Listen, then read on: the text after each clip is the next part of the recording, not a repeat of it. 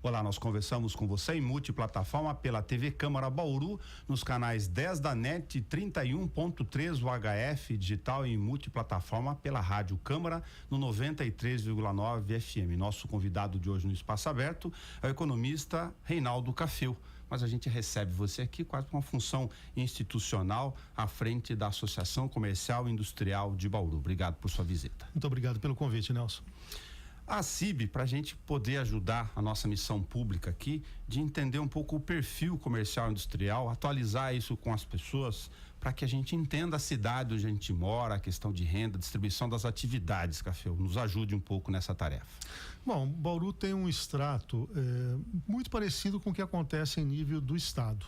70% da geração de riqueza vem do setor terciário, e aí nós estamos falando do comércio e da prestação de serviços. Em torno de 28% da riqueza gerada no município é do setor secundário. Então nós estamos falando da indústria. E a cidade, ela é uma cidade muito urbana, então somente 2% da nossa matriz econômica vem do setor primário. E uma coisa muito curiosa, quando você amplia para RA, né, que é a região administrativa de Bauru, abrangendo todos os municípios da região, o setor primário salta para 22% da geração de riqueza, ou seja, Bauru é mesmo urbana, não tem nenhum tipo de vínculo muito maior, forte com o setor primário, mas a região sim é muito pujante nessa questão envolvendo o setor primário da economia. Aí, por causa da característica da cidade, em função do espaço territorial que ela tem aqui, em relação aos vizinhos, inclusive, a gente costuma dizer que territorialmente Bauru tem 600 quilômetros quadrados, uma cidade grande de gente aqui, mas pequena do ponto de vista das suas dimensões. Esse eixo regional para nossa distribuição, há uma preocupação natural, às vezes usada com bairrismo ou não, de que a gente vai ser uma cidade dormitória ao longo do tempo se a gente não conseguir equacionar ou impulsionar a indústria, por exemplo, em um outro eixo. Pode ser. Na verdade, a cidade não está sendo pensada, ou não foi pensada no longo prazo, né? Outras regiões, como Sorocaba, a experiência mais recente, quem tem acesso agora é Maringá, há um grupo, inclusive, estruturando um perfil, vamos dizer, profissional. Eu faço parte desse grupo que está trazendo uma assessoria do ex-prefeito de Maringá, o Silvio, também uma assessora técnica. Vai ter um núcleo profissional que vai enxergar a cidade daqui 10, 15, 20 anos. O Bauru não foi induzida para nada. Eu costumo dizer que a natureza vai cuidando. Se lá na década de 1960, um pouco antes, a ferrovia e as estatais deram o grande impulso para o crescimento de Bauru, a partir dos anos 2000 e principalmente final dos anos 90, com o fim das privatizações, com as privatizações, com o fim da estatização, Bauru perdeu muito. E coincidentemente naquele período nós tivemos um abalo político muito grande, com afastamentos de prefeito, cassação. A autoestima da cidade caiu muito. Então não foi feito um trabalho para pensar, bom, Bauru vai ser o que ao longo do tempo? Além disso, nós temos uns limitantes para o nosso crescimento, além territorial, também a lei do cerrado. Então, a lei do cerrado faz com que você tenha que preservar muitas áreas. Houve uma flexibilização no ano passado, isso ajudou muito em algumas áreas, mas sem dúvida alguma você limita a expansão. Então, eu posso dizer que a nossa matriz econômica, ela é de média empresa, pulverizada. Aí vem o lado positivo, uma indústria pulverizada de médias empresas, você não cria nenhuma dependência econômica muito forte. Aqui na nossa região tem usinas de cana-de-açúcar, que é a grande ofertante e a grande demandante, ou seja, ela cria um monopsônio e um monopólio, né? Um monopólio de venda, um monopsônio de compra. Então ele é um grande comprador de vários fornecedores e um grande vendedor para esses mesmos. Conclusão, se esse setor, por exemplo, da cana-de-açúcar não vai bem, a cidade se abala. Bauru tem essa característica. Nós tivemos uma série de empresas que acabaram fechando no setor industrial.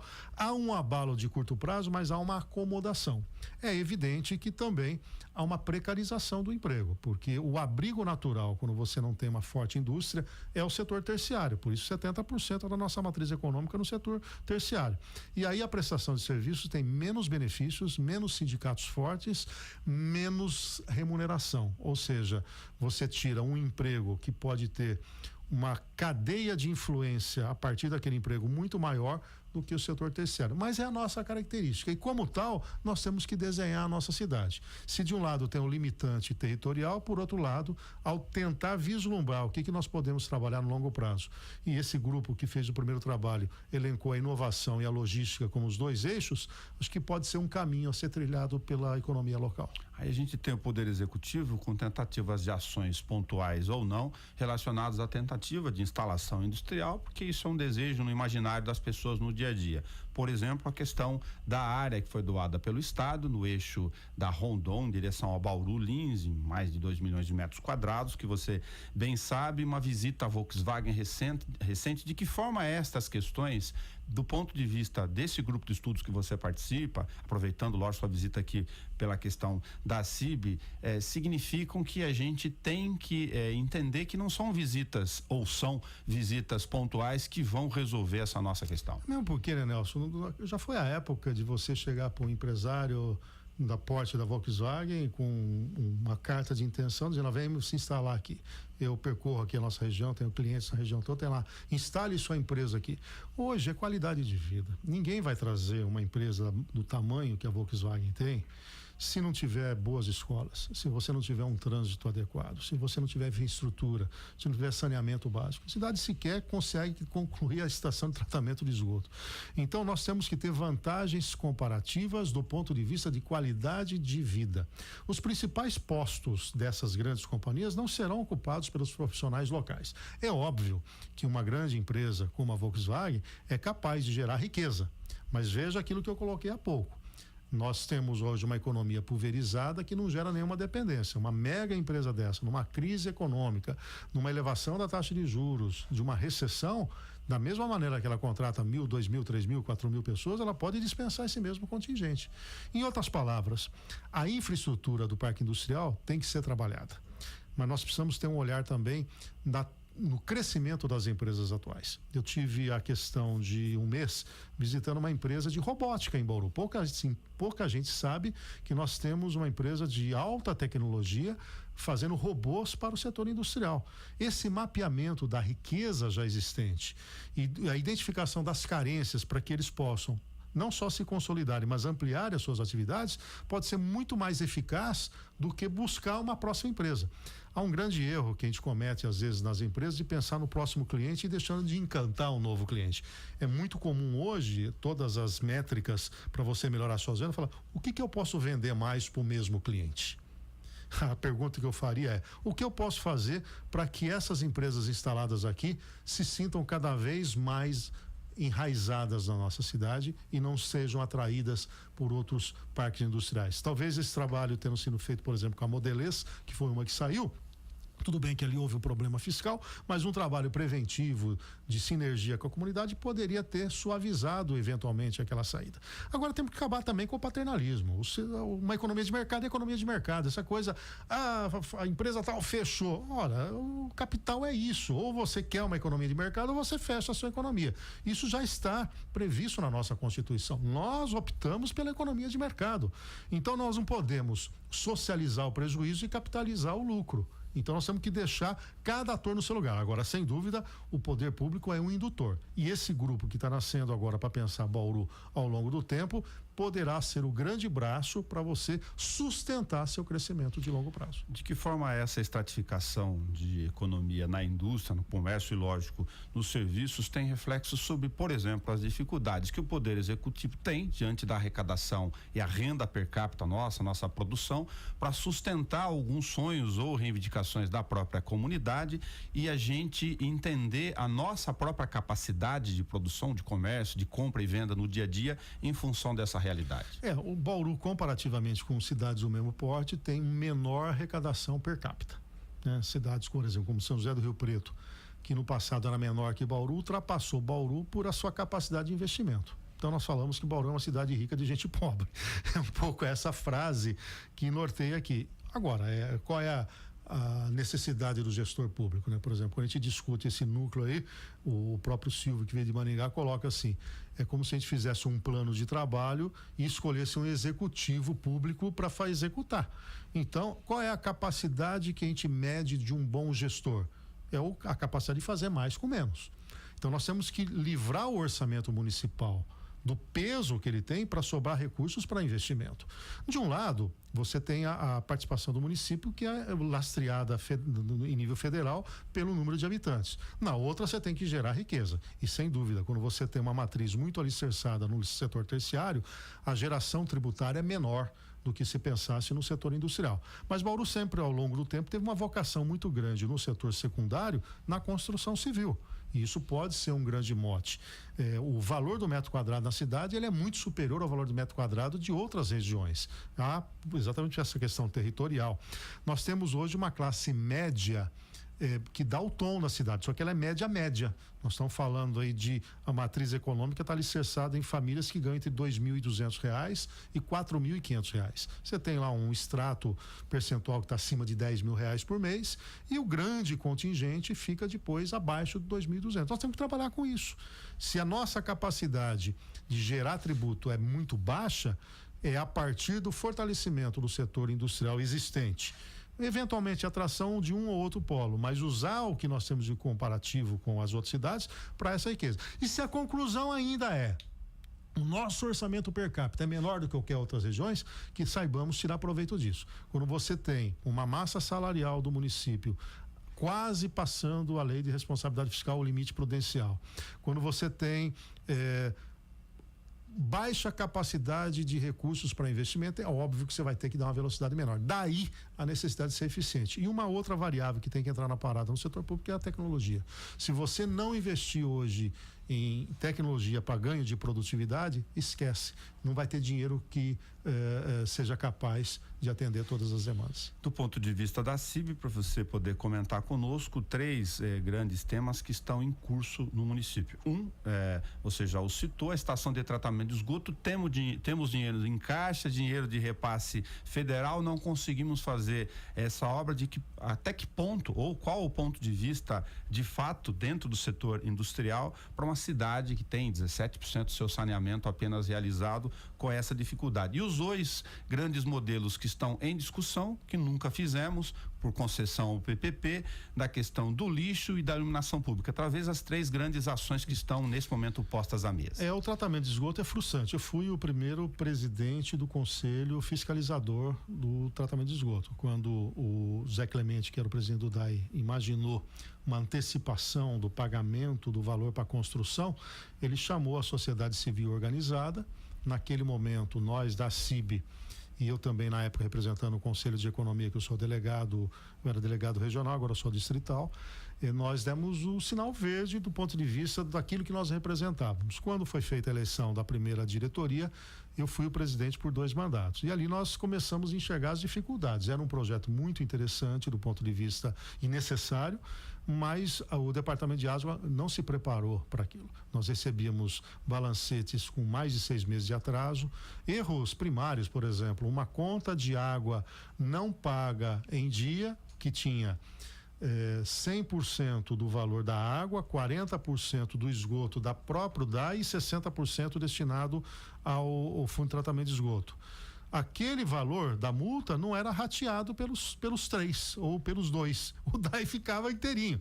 Então a nossa equipe na comissão começou a apontar essas deficiências na prestação de contas. Eu tive, inclusive, de entrar como economista para olhar as aplicações financeiras. Então, deu ali toda a afeição de que nós não estávamos preparados. No decorrer do processo, falou, vamos contratar assessorias. Contratou assessorias.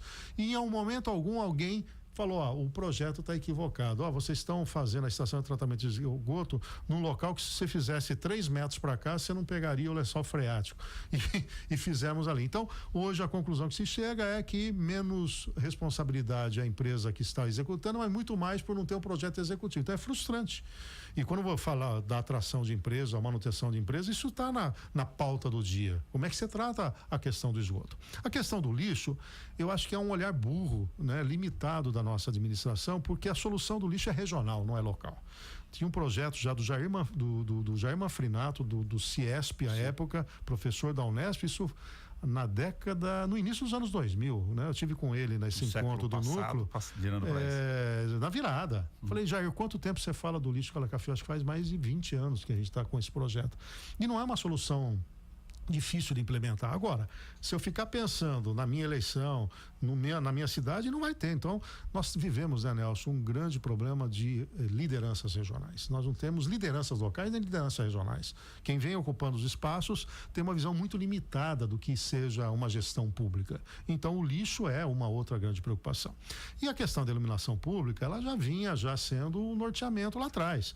A Bauru se acomodou porque teve a questão da liminar, mas o modelo de privatização já previa, né, que parte da iluminação pública seria gerenciada pelo município, e não fizemos nada, porque é exatamente essa a visão que a gente tem do setor público, notadamente do executivo. É uma visão de curtíssimo prazo. Eu só olho aquilo que está na minha frente. Veja o caso da dengue, você não citou aqui, mas Bauru conseguiu um fato inédito. Nós somos líderes no estado de São Paulo. Ora, se uma cidade vizinha como Jaú tem 8 casos registrados, por que Bauru passa de 2.000? E se a gente olhar a não notificação, isso pode chegar a mais de 10.000 potencialmente. Alguma coisa nós estamos errando.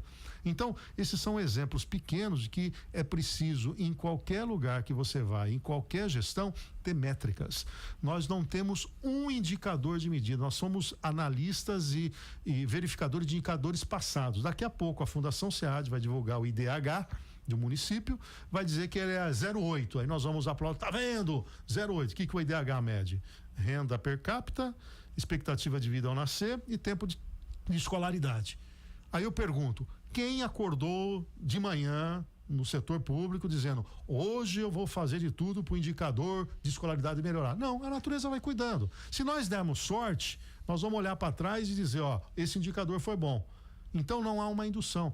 Você tem que ter pelo menos 10 bons indicadores e que você reúna a tua equipe e fala, olha, o que vocês estão cumprindo com isso? E aí a tecnologia ajudaria muito. Então, o gestor tem que ir muito além do olhar de curto prazo. E, infelizmente, no Brasil, são 2 anos tentando fazer alguma coisa e 2 anos tentando amarrar a sua própria eleição quando isso é permitido. Ou seja, se perde na conjuntura política. Aproveitar a tua visita aqui no Espaço Aberto, a questão da expectativa entre o setor comercial, os empresários e a indústria, dessa dificuldade do governo do Bolsonaro. Nesse momento a gente está gravando aqui quase na véspera do Carnaval, ele teve a dificuldade de saúde dele que já estava posta à mesa, mas o governo, não sei se o setor tem essa visão, está tropeçando nas medidas, há uma ansiedade natural para que ele possa implementar aquilo que ele disse.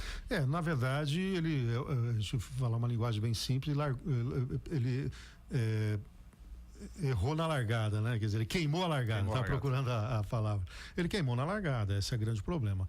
O Bolsonaro tem que entender que ele foi eleito pelos bolsonaristas, que se a gente olhasse as pesquisas eleitorais, batiam ali mais ou menos 22%, que era o mesmo patamar dos lulistas. E quando a gente olhava a capacidade do Bolsonaro em comandar um país, a gente dizia, ele não sairá daí.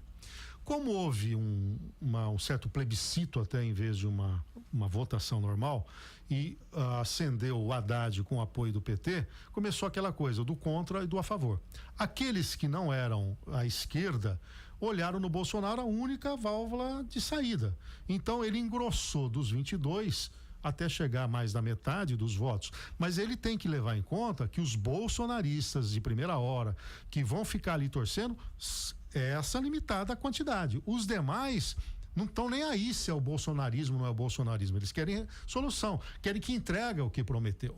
E ao não conseguir, nesse início de mandato, ter, primeiro, a unidade da sua equipe. Segundo, ter esse privilégio de famílias. Eu até escrevi um artigo, isso aí no Jornal da Cidade, sobre a gestão de selfie. Hoje nós temos congressistas que vão para o Congresso, o debate está correndo solto, ele está postando uma selfie dele para dizer para o eleitorado dele que ele está presente. O próprio Bolsonaro, da mesma maneira que usou muito bem as redes sociais, ela pode ser um grande veneno para ele. Então, o que o Bolsonaro tem que entender? O que está acima de tudo é o interesse do país. E nós, do setor produtivo, temos muito anseio. Vamos lembrar, 2 anos de recessão, 1 ano de crescimento de 1% e provavelmente o ano passado um crescimento de 1,3%.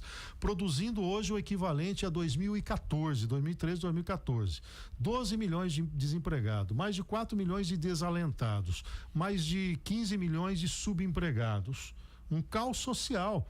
Tudo aquilo que foi de ascensão social teve uma volta, e a volta é pior, Por que a volta é pior? Porque você tinha uma situação precária, você viu uma coisa melhor, tem que voltar para uma situação pior que você estava antes. Os arranjos familiares hoje estão abrigando na mesma residência pai, avô, tia, cunhado, porque as pessoas não têm onde se segurar.